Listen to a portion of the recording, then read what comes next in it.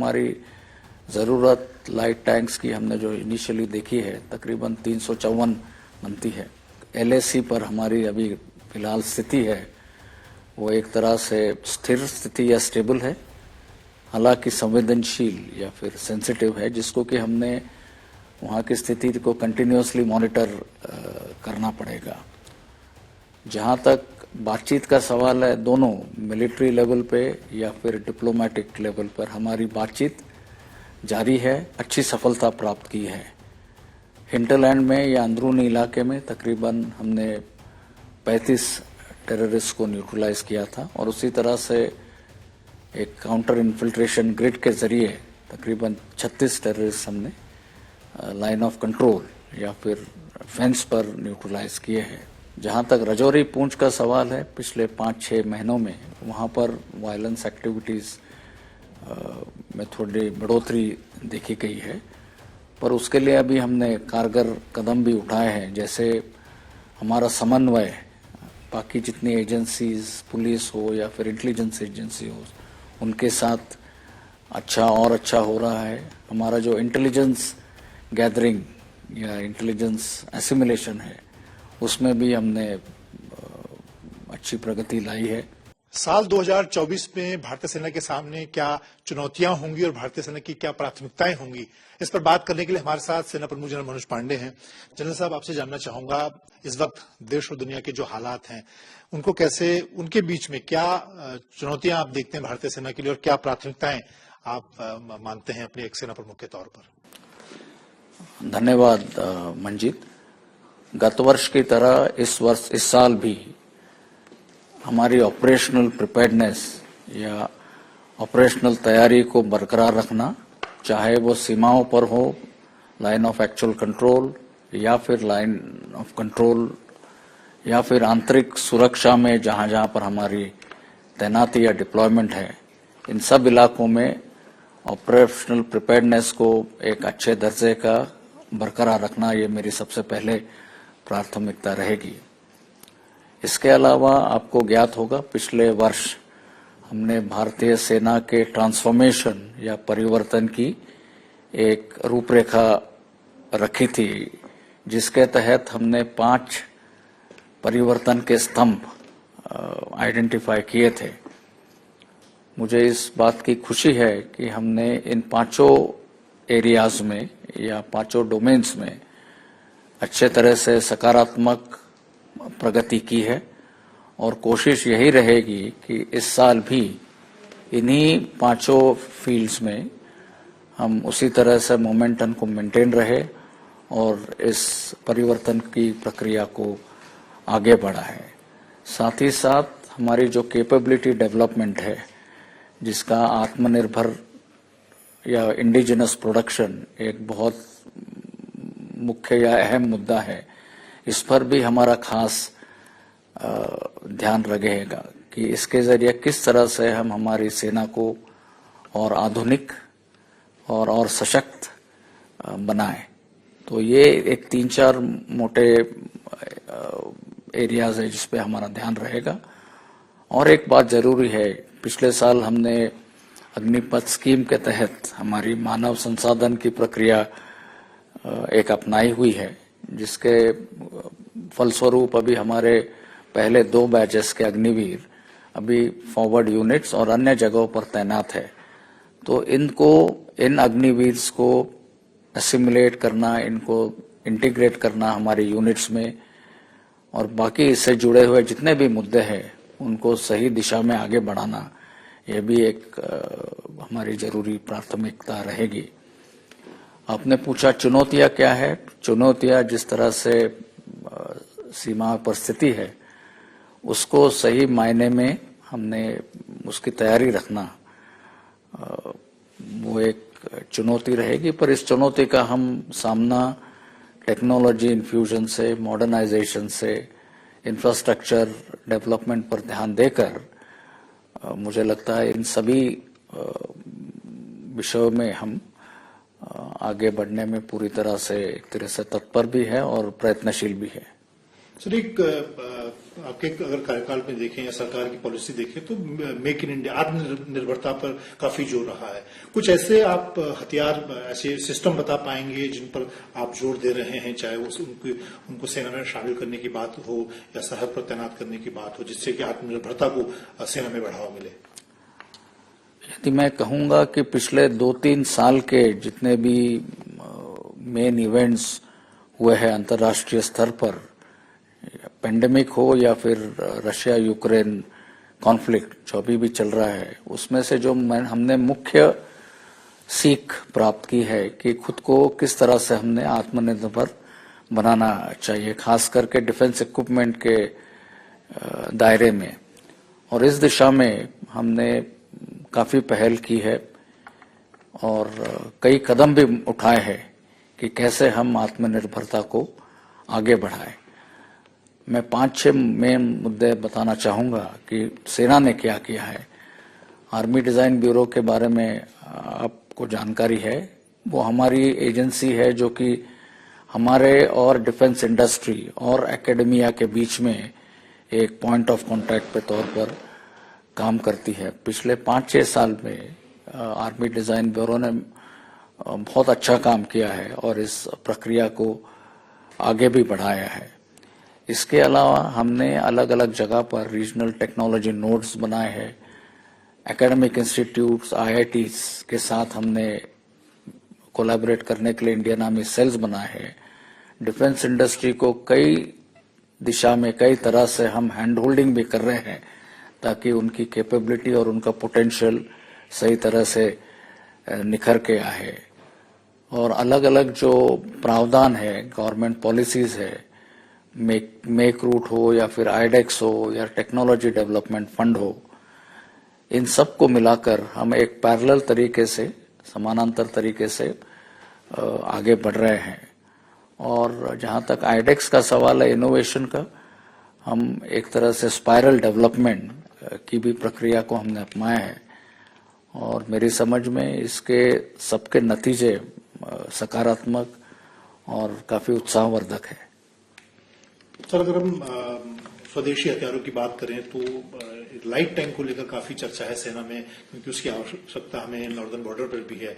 उसको लेकर क्या इस वक्त आप बता पाएंगे, क्या प्रोग्रेस है उसकी, कब तक वो सेना में शामिल हो पाएगा? आपने सही कहा, लाइट टैंक जो कि हमारे नॉर्दर्न बॉर्डर्स, पहाड़ी और बर्फीले इलाके में की जरूरत थी, इसमें हमने काफी प्रोग्रेस किया है।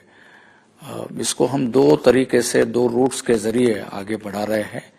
एक है डिजाइन एंड डेवलपमेंट, जिसमें DRDO के साथ मिलकर हम आगे ये कर रहे हैं, जिसमें कि तकरीबन 59 या 59 लाइट टैंक्स का क्वांटिटी तय हुई है। हमारी जरूरत लाइट टैंक्स की हमने जो इनिशियली देखी है, तकरीबन 354 बनती है। तो DRDO का जो लाइट टैंक है, इस साल के मई-जून तक मुझे उम्मीद है वो ट्रायल के लिए हमको दिया जाएगा। और जो मेक वन रूट के जरिए तकरीबन 6 या 7 इंडस्ट्रीज ने उस पर अपनी दिलचस्पी दिखाई है और वो अभी प्रक्रिया फिलहाल शुरू है। और जब हम उसके 2 डेवलपमेंट पार्टनर्स आइडेंटिफाई करेंगे, उनको फिर प्रोविजनल सैंक्शन ऑर्डर देकर तकरीबन मुझे लगता है और 2 से 3 साल के बीच में लाइट टैंक्स का ट्रायल्स खत्म होने के बाद हम इसको और आगे ले पाएंगे। पर जितने भी हमारे मेजर हेवियर प्लेटफॉर्म्स है, उस श्रृंखला में लाइट टैंक्स मुझे लगता है एक महत्वपूर्ण पहला कदम आगे होगा।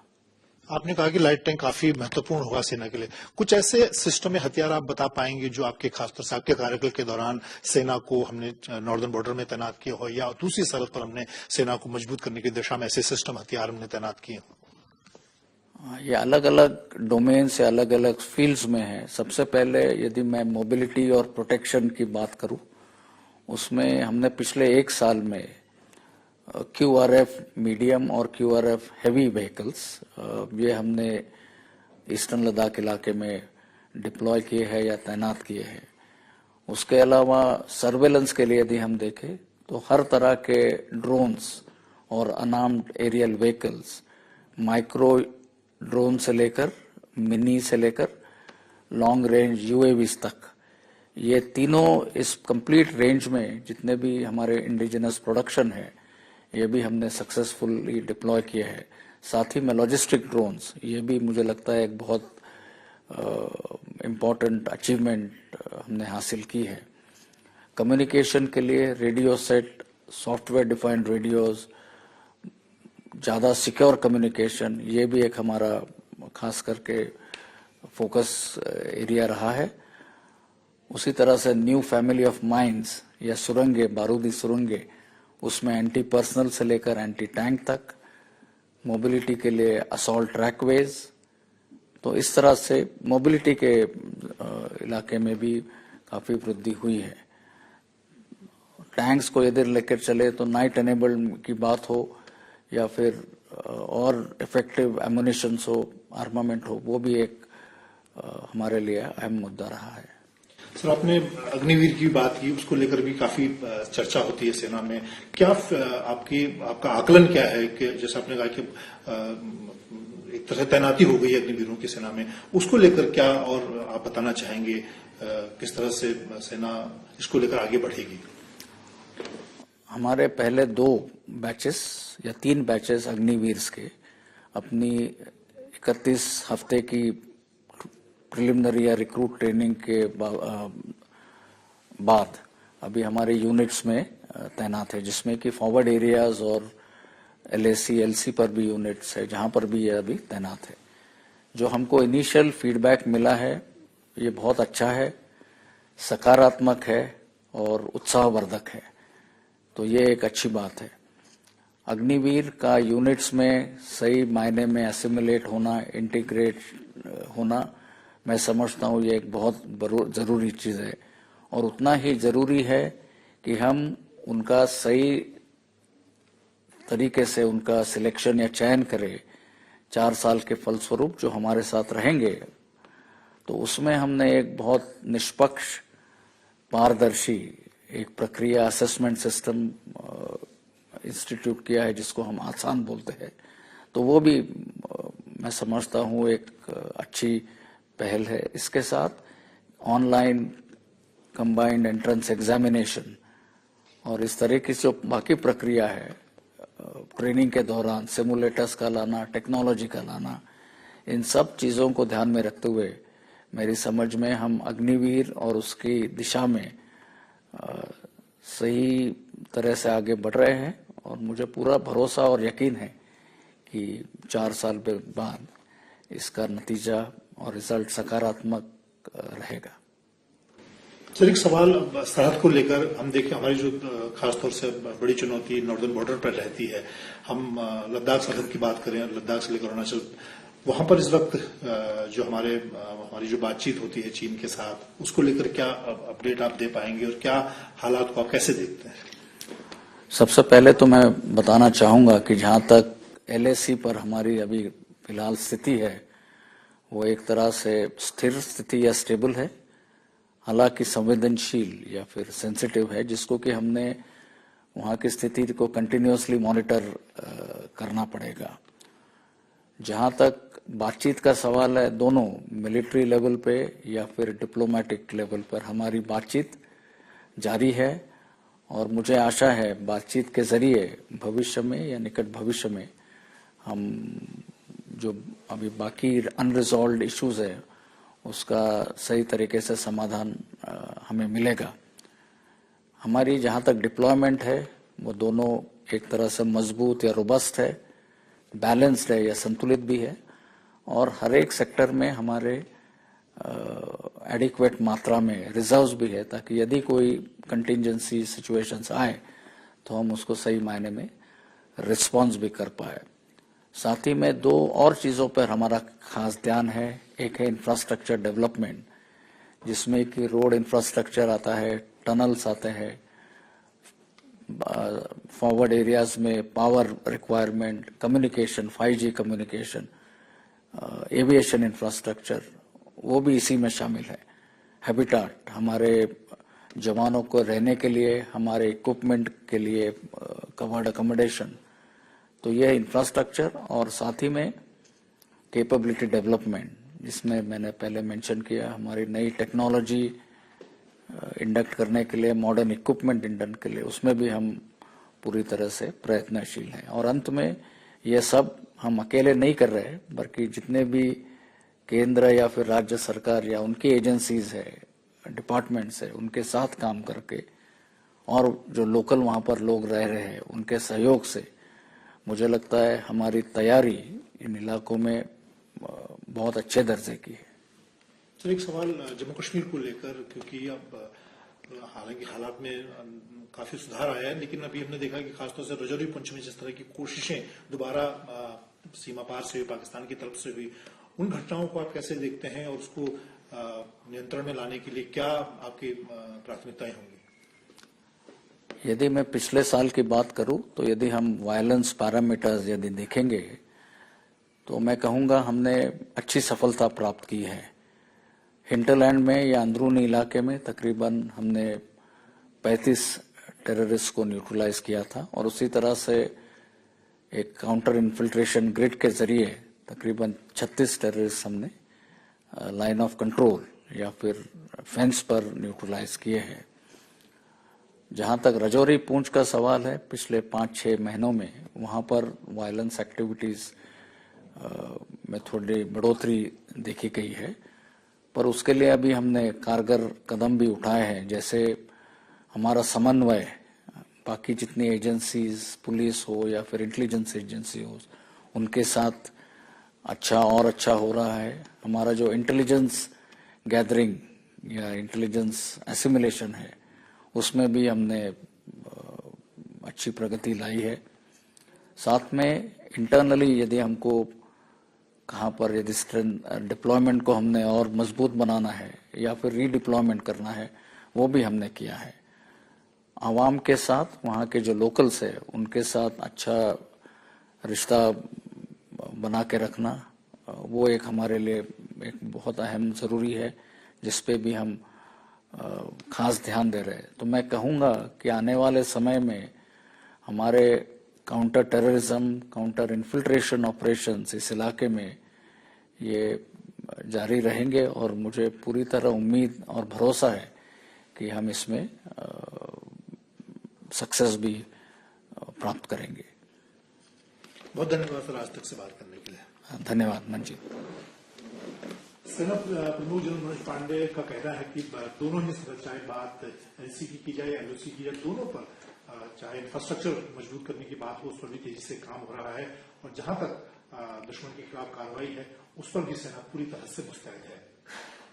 कैमरामैन अशोक घनौत के साथ मंजीत नेगी, दिल्ली।